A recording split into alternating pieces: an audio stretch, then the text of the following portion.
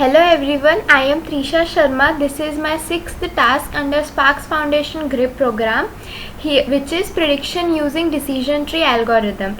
Decision tree is basically a classification problem which is used to predict the class of the target variables. This prediction is done by comparing the values with the root attribute, and then it branches it according to the result. So here my task is to create a decision tree classifier and visualize it. Also, if we feed any new data to this classifier, it would be able to predict the right class accordingly.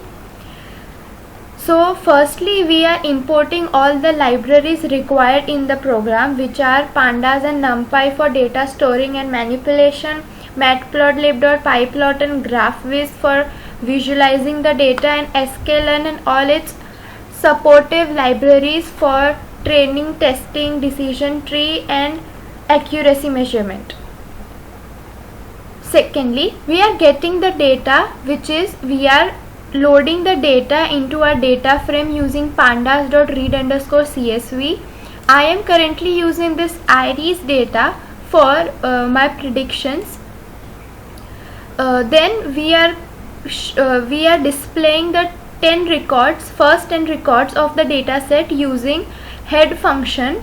So this is the output of that function.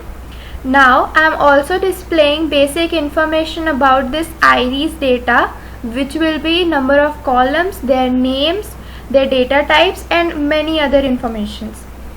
Then I am displaying using the describe function to display all the other mathematical functions, which are mean, standard deviation and etc. as shown in the figure. Secondly, I am displaying the value counts, which means the number of classes which will be in this data set, which are 3, as you can see here. Also, we can see that all the classes have equal number of data points, so we can say that our data set is a balanced data set. Now I am defining the decision tree. Here, firstly we are separating the independent variables or target variables from the iris data set, which are given here and this. Then before training the model, we have to split our data into actual trained and actual test data set for training and validation purposes. So for that I am using train_test_split function with the target variables given as the parameters. After that I am splitting the data into validation, train and test data, which is also using train_test_split function, and now I am giving x train and y train data as its parameters. Lastly, we are creating a decision tree classifier with the trained data and fit with the trained data. After that, we are visualizing the decision tree using tree.plot_tree function.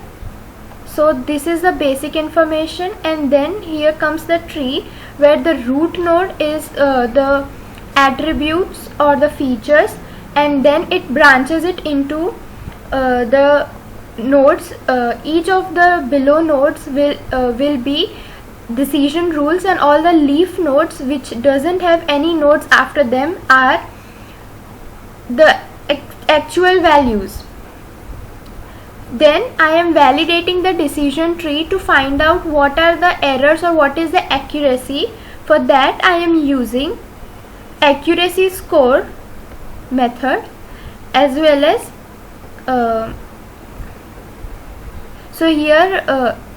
as well as multilabel_confusion_matrix function.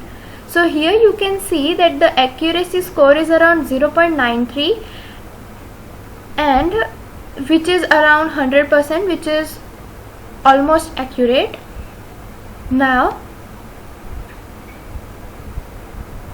so we can see that the model gives very good accuracy score on validating or test data. So now we are actually using the data, or if we are giving the other data, so for that we are preparing the decision tree.